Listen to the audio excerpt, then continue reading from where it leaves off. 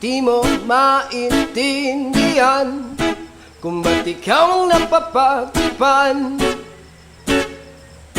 ng halik ng kamalasan. Kinapang mong marahan ng hagdanan para lamang makidlatan sa kaitaas-taasan. Ngunit kaibigan, huwag kang magpapasindak. Kaibigan, easy lang saya.